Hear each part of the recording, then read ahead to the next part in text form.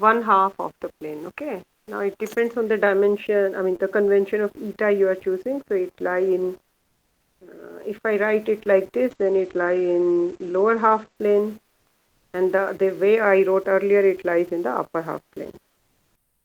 But the point is that all the poles are in one half of the complex plane, and you can easily do the contour integration. Now there are some physical quantities which you can directly define uh, from the Green's function, but I will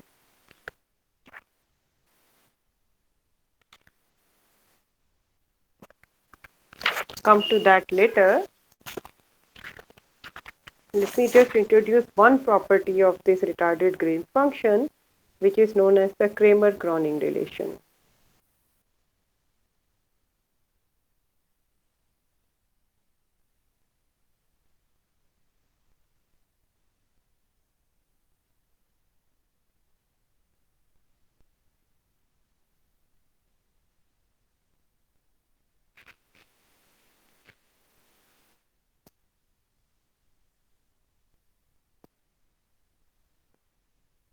So if you notice that each term, in the retarded Green's function is of the form x plus I eta, inverse of x plus I eta.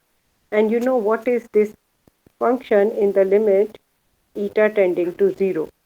So I can write it as some principal part of 1 plus x minus I pi of delta x. Is it okay? So using this definition, you can see that the real part of the retarded Green's function is nothing but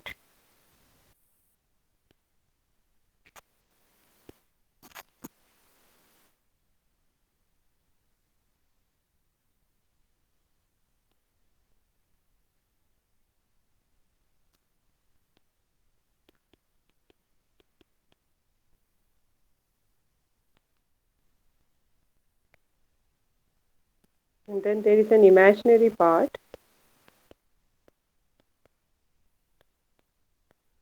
These are simple properties of the complex functions. I'm not doing anything more than that. But the reason it is very important is because of what can be measured in lab and what cannot be measured in lab.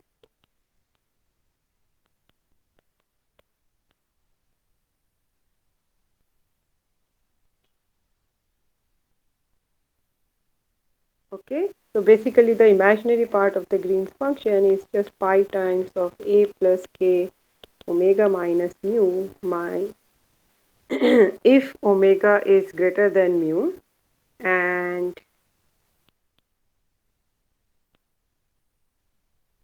it is equal to minus pi times a minus k of minus omega plus mu if omega is less than mu. So now comes the relation between the real part of the Green's function and the imaginary part. That you can get the real part from the imaginary part.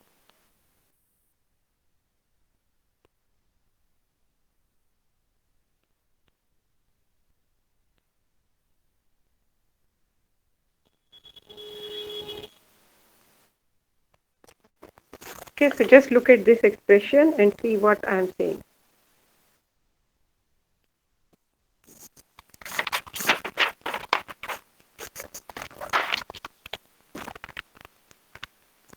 So is it clear what I am trying to say? So why is it important? First of all, that experimentally you can measure only the imaginary part of any spectral, any Green's function. So for example, you can measure the spectral function or the density of state, and both of these are nothing but the imaginary part of the Green's function. Then how do you get information about the real part of the Green's function also? So it is enough to know the imaginary part of the Green's function experimentally, because the real part is directly related to the contour integration of the imaginary part of the Green's function. Okay, and this is simply coming, I mean, you can just plug in the definition of the imaginary part of the Green's function that I have given you on the previous page, and check that this relation holds. So if you just put this expression of imaginary part of the Green's function into the definition of the real part of the Green's function, you will see that real part of the Green's function is nothing but a contour integral of the imaginary part divided by omega prime minus omega. So this you should prove. I am giving you as a assignment. I will later give it as a formal assignment also. So this you should try to prove and let me know in the next class whether you can prove it or not. And this is a very important relation. It is known as the Kramers-Kronig relation, which holds true between the real and imaginary part of any complex function which is in general of this form. Okay, so any complex function which is of this form, there is a relation between the real and imaginary part, and that is the only thing I have used. The reason it is important is experiments give you only the imaginary part of the Green's function, and then one can naively one will think that experiment is giving us only half of the information, but that's not true. It's enough to know the imaginary part because the imaginary part and the real part are simply related to each other. Okay. So now let me switch gear and talk about, so is this part clear? Then I will talk about the equation of motion method for calculating the Green's function. Are you guys listening to me? Yes, sir. Is it clear what I have just mentioned?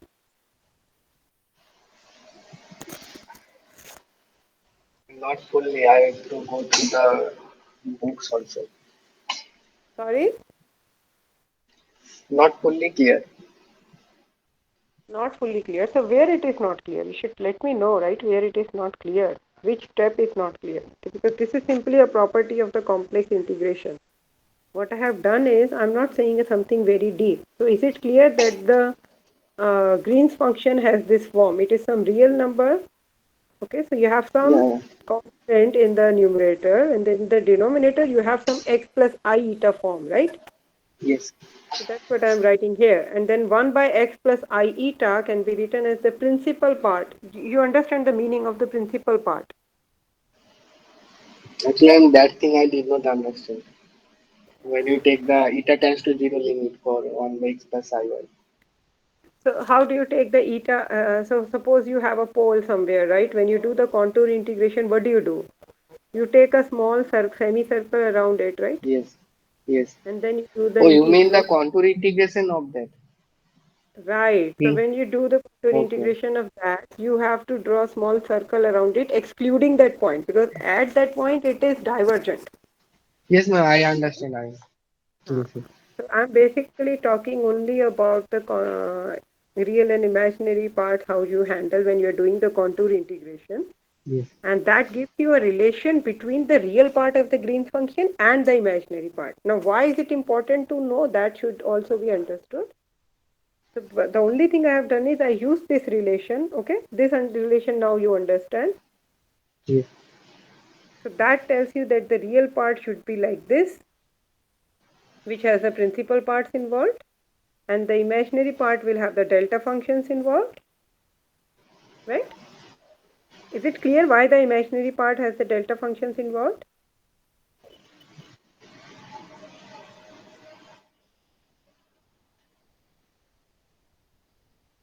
Sajanya, is it clear why the imaginary part has the delta function involved?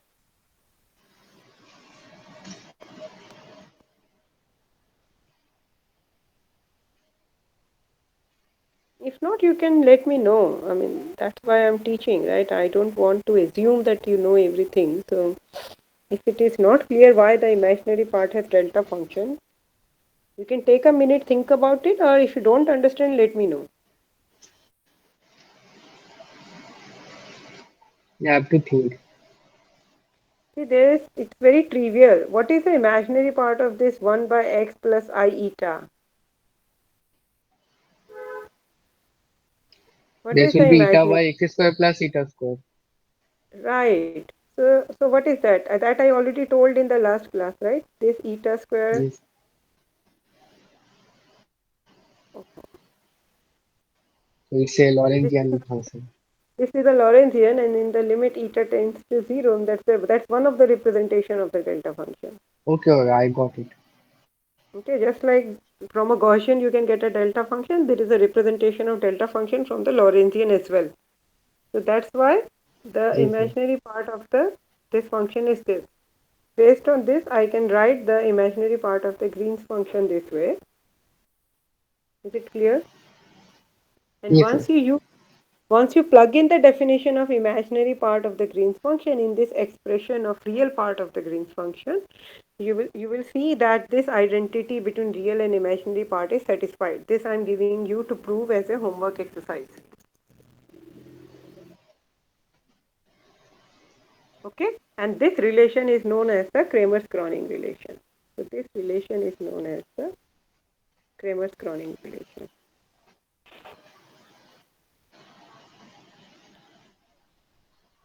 Okay,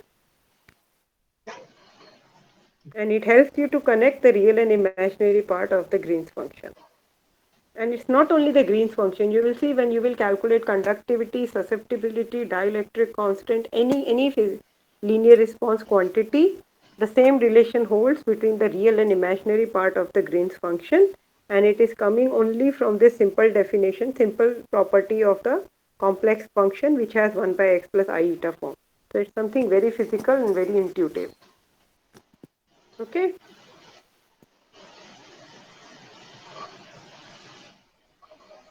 So now let me tell you about the equation of motion method for calculating the Green's function.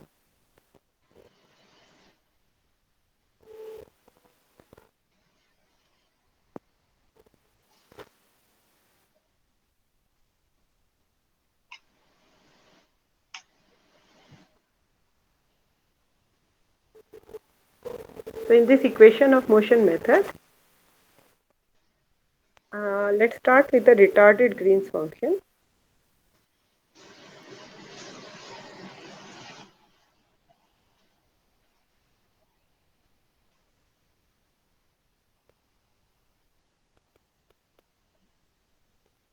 Okay, and now our task is to calculate the Green's function using the equation of motion method. So all of you know what is the equation of motion method, I guess, in quantum mechanics. So basically, I will calculate that partial derivative of this Green's function with respect to time. Okay. Sojanya, can you switch off your microphone if you're not trying to say something? So now on the right hand side, as you see, there are two parts which are dependent on time. One is this theta function which has a time dependence, and another is the CKT which is a time dependent quantum mechanical operator. Okay, so when you take the derivative with respect to theta t, you simply get a delta function. Okay, and rest of the thing comes as it is. And when you take the derivative with respect to the other one,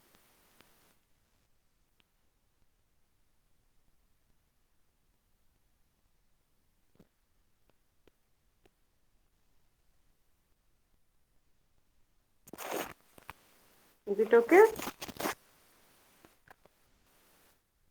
Now what is I del Ck by del T? Can you tell me, any of you, what is I del Ck by del T? The commutator of CK with the Hamiltonian. Okay, very good. Commutator of Ck with the Hamiltonian. Okay. So let's do this exercise for the simplest case of the non-interacting fermions, for which H is simply equal to sum over P epsilon C dagger P Cp. Now can you tell me what is I del Ck by del T?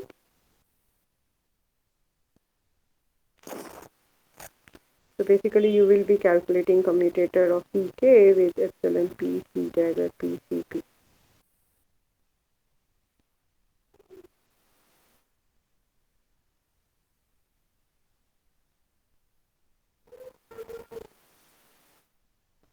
This is quick, right? You should be able to tell me quickly what is it. For peak into k only it will contribute. So we get is epsilon k ck commutator of ck dagger. So that is basically minus of ck, I think. No, that's not correct, right? So you will get commutator of ck with c dagger k ck, right? So only this commutator will work, anti-commutator, and this will be left as it is. So you will get only epsilon k ck.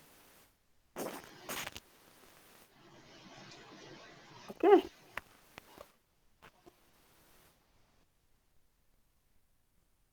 is it okay? Yes.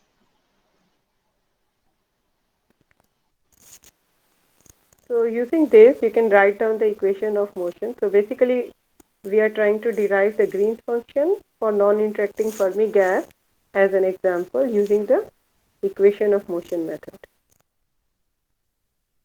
at zero temperature.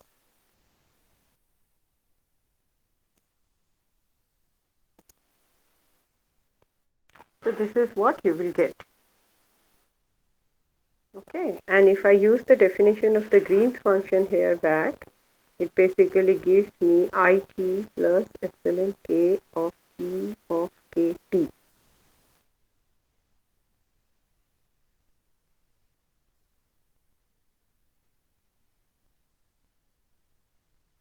because C dagger k, ck is still at T, right? So basically your commutator, so I del ck by del T, which you have calculated, has given you back epsilon k of ckT. Okay, so that's how we get the G of kt here. And now if I do the Fourier transform of this equation to omega space, so basically I multiply it with ei omega t dt and integrate from 0 to infinity on both sides of 1. What do I get? I get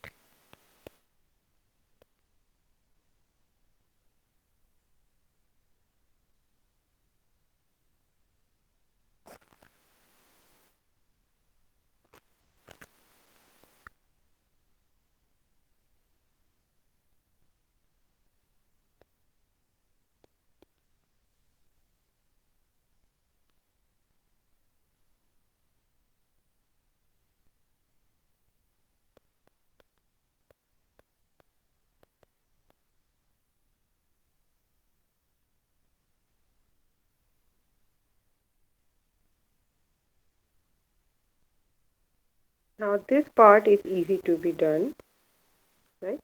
When you take the time derivative of this exponential thing, you get a minus I omega. So what it gives you back is simply omega times g k omega.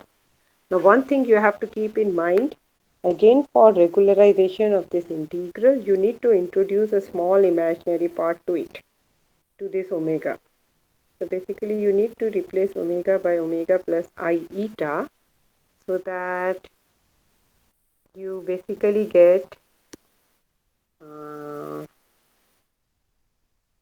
sorry, you need to introduce omega minus I eta, so that you have exponential of minus eta t with eta tending to 0 from positive side, and this contour integral gets regularized. Okay,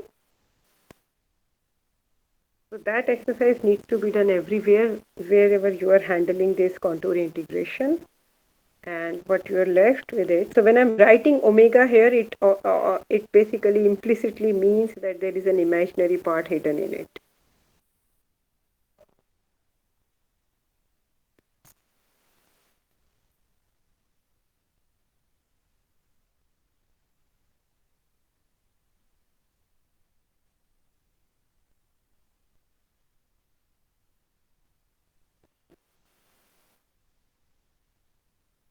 And what you get at the end is gk omega is equal to basically 1 by omega minus epsilon k minus I eta. And this is the same expression that we derived using, uh, this is the same expression that you derived earlier, directly explicitly putting the Heisenberg time-dependent form of the operators and operating that time-dependent operator on the ground state. But the expression now I'm giving is much simpler because you can also use this method for other Hamiltonians. The earlier method which I showed you was not easy to be implemented on other Hamiltonians. Okay, so let's is this part clear how to use the equation of motion method? Yes. Everything is clear? I'm so happy that everything. Equation You of said motion what part is clear. equation of motion part is clear. Okay, so let me give you another example of equation of motion part. So you remember we did the atomic limit of the Hubbard model. So let's try to calculate the Green's function for that. So now, so far we were dealing with non-interacting fermions. So of course it was easy to calculate the Green's function. You can calculate it exactly. For any quadratic Hamiltonian, since you are able to diagonalize the Green's Hamiltonian easily by just doing a Fourier transform, it is also easy to calculate the Green's function. Okay, because poles of the Green's function are related to the eigenvalues of the Hamiltonian. If you know the poles of the Green's function, it basically means you know the eigenvalues of the Hamiltonian, excluding the small imaginary part which is there in retarded Green's function. So for the atomic limit of the Hubbard model, so what is the Hamiltonian now? The Hamiltonian is u n up and down minus mu n up plus n down, right? And now your job is to calculate. Now you see that there is only one site in the problem. So it is not important to talk about spatial coordinates because your Green's function will also be local. There's only one site in the problem now. All other sites are same and no site is talking to each other because there is no hopping term in this Hamiltonian now. This is the Hubbard interaction part. This is the chemical potential part. And if one asks you to calculate the Green's function, which is basically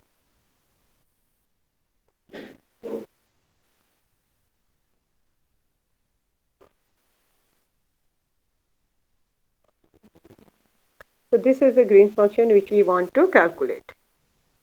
Okay. So again, I can use the equation of motion method.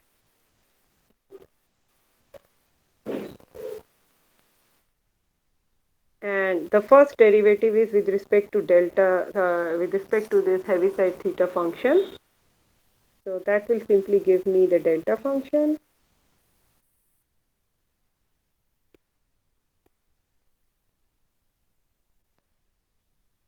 And then you have the derivative with respect to time for the operator.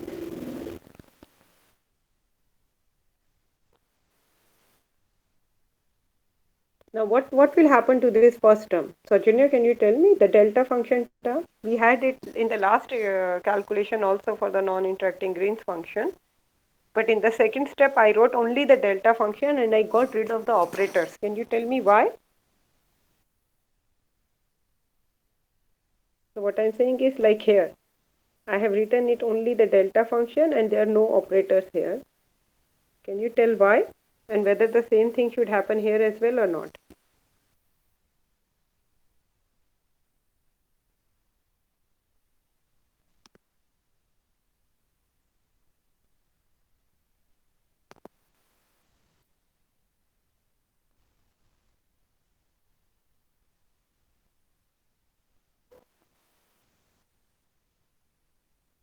Can any of you tell me what will happen to this term?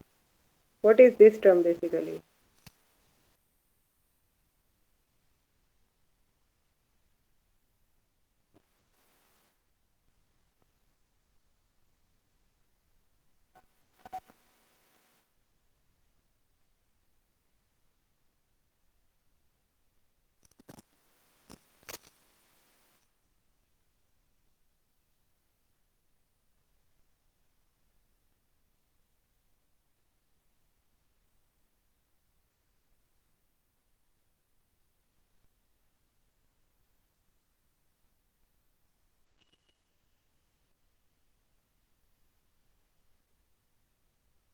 Janyo, Sitaram, are you listening to me?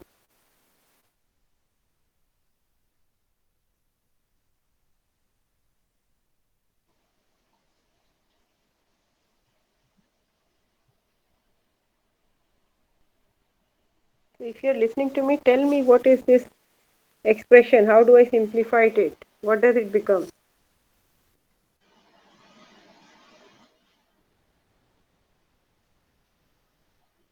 I'm talking about this part. This one, we had this expression in the last calculation for non-interacting Fermi gas also. Why it is only a delta function? Sitaram is saying it will only the delta function will survive. Why?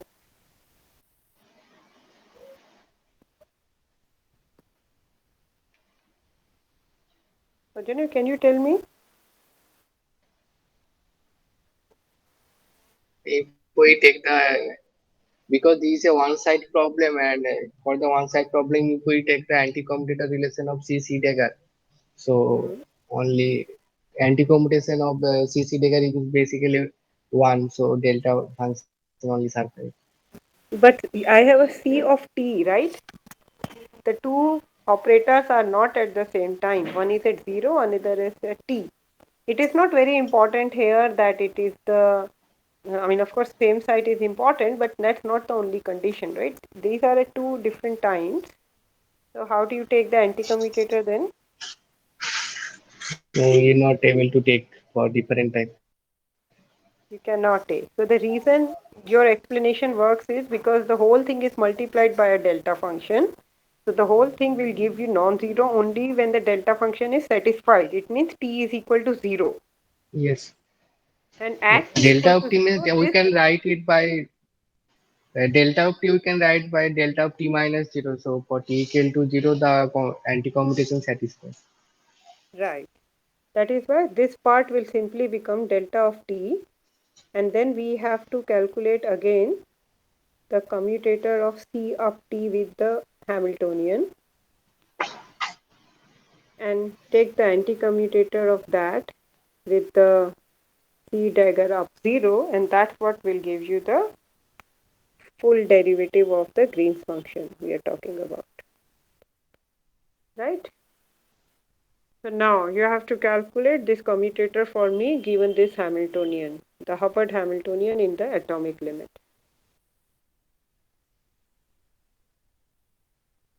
So basically your task is to calculate C of t.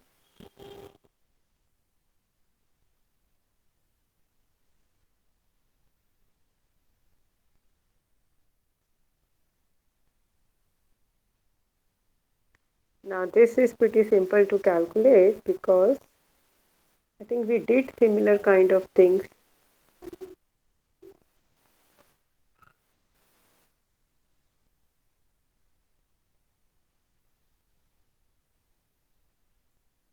So I'm not writing the end down part because that of course will give you 0, right? And here if you take the n up part, only that will work. So we can just pull out the n down part, and the commutator with the n up part will give you simply C up as we did some time back. And here also the commutator with n up part will give you C up. Okay, so in the equation of motion method,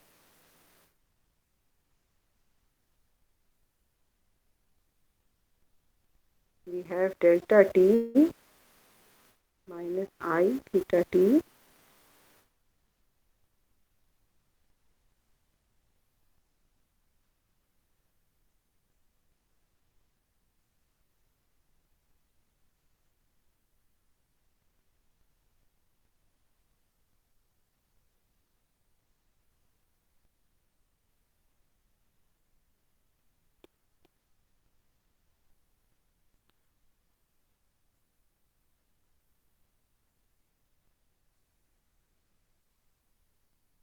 Okay, so now this part is simple because this gives you back the, sorry, I should,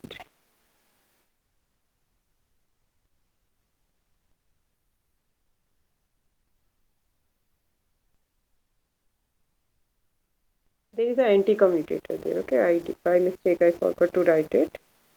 So this part, what is this part now? The one, the last term.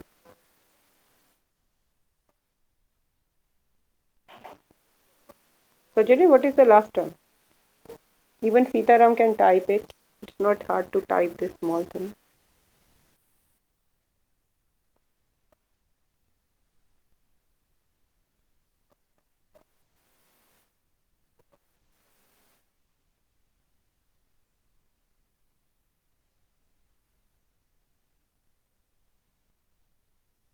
Not everything is a delta function. Why this one will be a delta function, Sitaram? You're not thinking, you're just typing like that. I'm wondering why your microphone is not working. I mean, you must be using your phone, right? If you're able to use your phone, your microphone should work.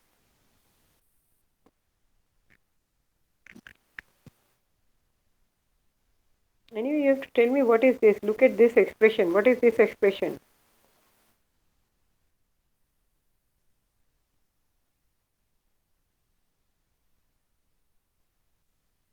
What was the definition of the Green's function?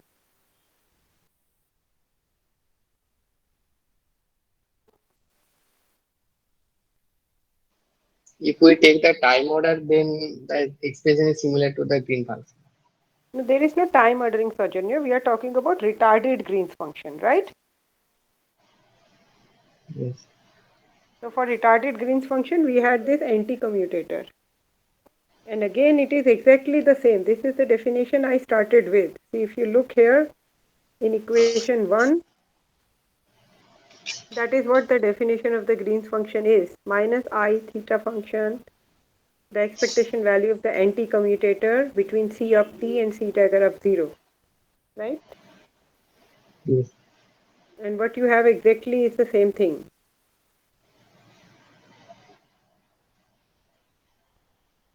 So basically what you get is minus mu times g of t.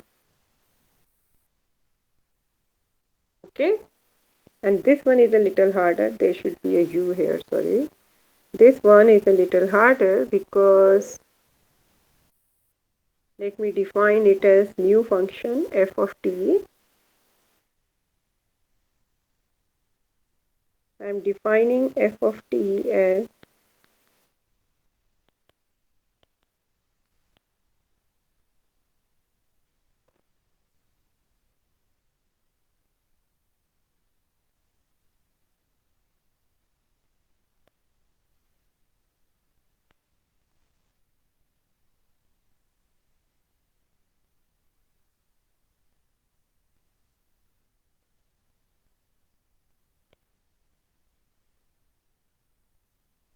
so this you see is a higher order correlation function.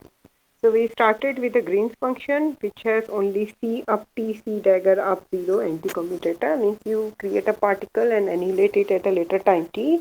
This is called the single particle Green's function. But when you solve the equation of motion for the single particle Green's function for some interacting model like this Hubbard model, which has a 4 fermionic term, then what you get is a higher order Green's function. You see how many operators are there in this higher order Green's function? It has 4 fermionic terms. So each term of this anti-commutator is a 4 fermionic term, right? Compared to the single particle Green's function, where we had an anti-commutator of only C with C dagger, now you have a C multiplied with the density operator and the whole thing is anti-commutating with the C dagger up. So it's a higher order correlation function. Okay.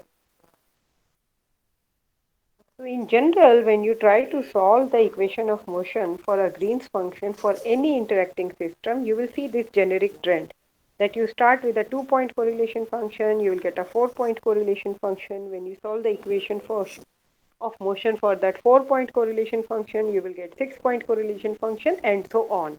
And this hierarchy keeps on going and it doesn't. In general, you cannot close this equation of motion. It means that it's not that it will stop at 6th order or 8th order and then you have say n number of coupled partial differential equations to be solved. In general, it does not. But the example I have picked up for that, you will see that it's possible to solve it. Okay, so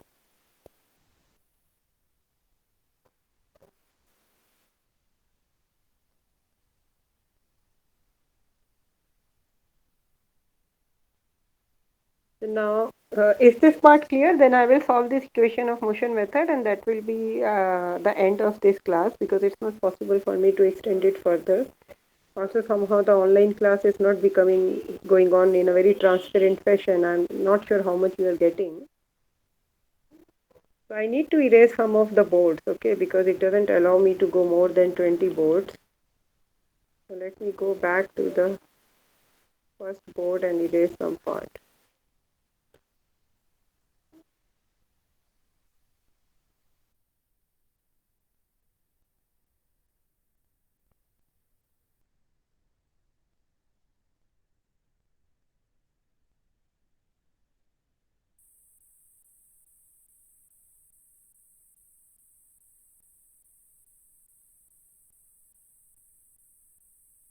Do you know how to continue with the jam board, any of you? Somehow it's not allowing me to have more than 20 boards. And there is a plus sign in the left panel. So maybe In the left, I tried that, but it just asked me if I want to put something from the camera or library and things like that. or it is possible to create another board. I mean another 20 pages of section. And the, acha, acha, acha, maybe that's what I should do. Okay, that's a good idea. Okay, so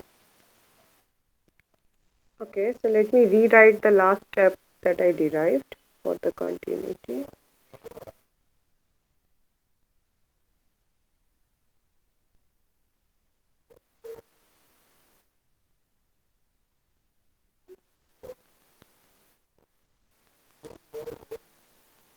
This is what we were doing, and I have defined f of t to be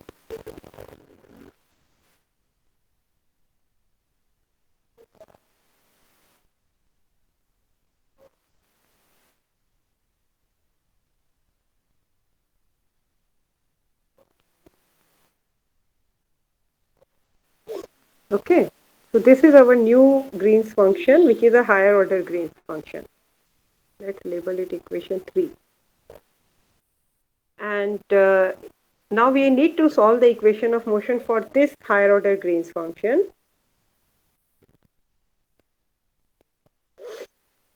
And we don't know whether it will end here, the equation of motion will end here, or it will keep on going. In general, it doesn't close. Okay, so 2-point correlation function gives you 4 points, then 6 point, and so on.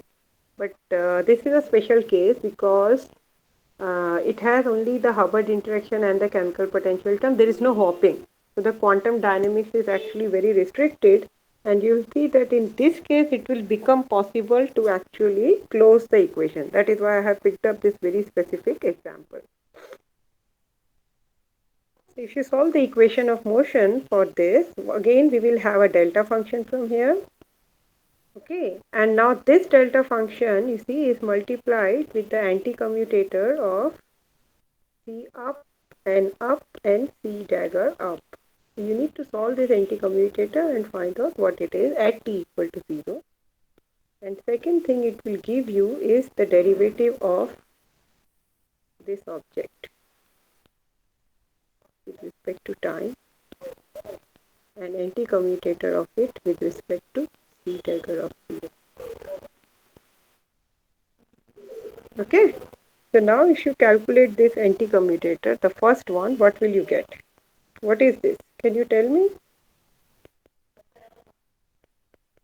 Any of you? Can you tell me what it is? I think I did a mistake somewhere. It should be end down. Can you check whether it was end down in my last equation? I think it is end down, right? Because we have taken the commutator with respect to up and only down was left, right? Are you following what I'm saying?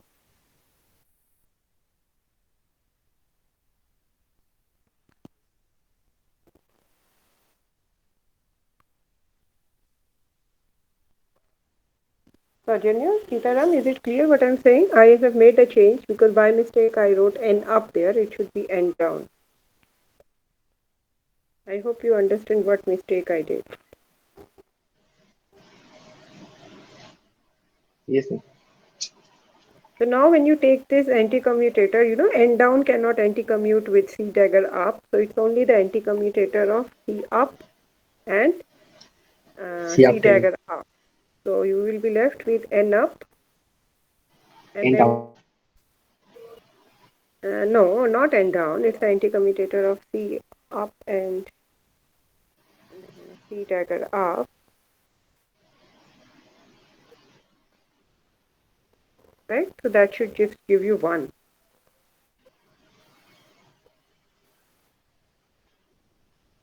isn't it? Yes, And and then you have to find out the anti-commutator for the other one because this I del C up and down del C has to be calculated again with respect to the full atomic limit of the Hubbard Hamiltonian. Okay,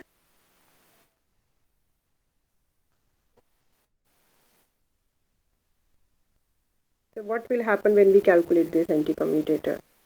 So when you calculate this anti-commutator, you will see that CF can anti-commute only with U and up part here. So N down will remain as it is. Okay, and you know that N down square is what? What is N down square? simply and down. Very good. So now at least you remember from your last class.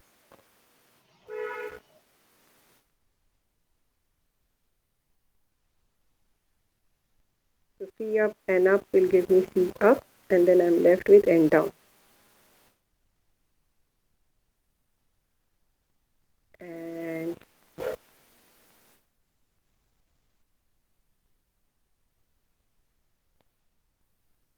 this thing will give you minus mu. Now, again I can take the commutator only with up part. Okay, because if I take the commutator with down, n down with n down will give you 0 and C up with n down will also give you 0. So that is why we have only this term left. So in the equation of motion for this F, what you will have is first you had the n down from the delta function, right? Then you had, so you see it's not necessary the delta function is multiplied always by 1. It depends upon what anti-commutator is multiplied with the delta function. And then you have minus I theta t u and C up and down both at t with C dagger up 0. And then you had plus I theta t mu C up t and down t C dagger up 0. Okay. And before this we also found a term. Let me just go back and see. Right, that's it. Now if you identify the definition of the function f, this is the in equation 3, this is the definition of function f. So what we are getting here in second and third term are this higher order correlation function f itself. So this is a good thing about the atomic limit of the Hubbard model, that the equation of motion for Green's function can be solved exactly because it gets closed at the 4-point correlation function. We started with single particle Green's function G. The only new higher order correlation function we are getting is this f of t. And in the equation of motion of the f of t, we get only f of t back. We don't get any 6-point correlation function. And that is why we are able to solve it. So I can just write it as plus u f of t and minus mu f of t. Okay, and now if you do the Fourier transform of this, what will you get is simply,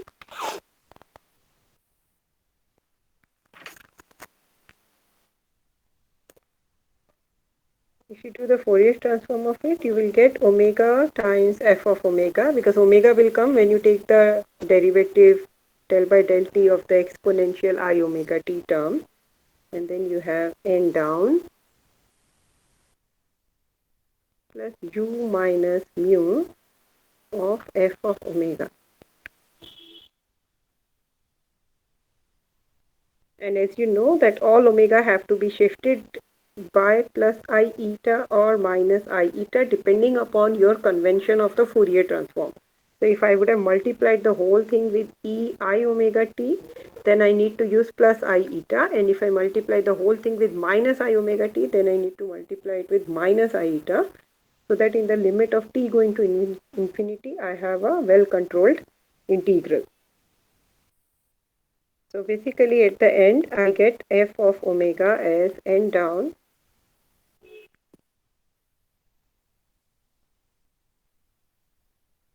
divided by omega plus mu minus u, and I'm using plus iota for this convention. So this is actually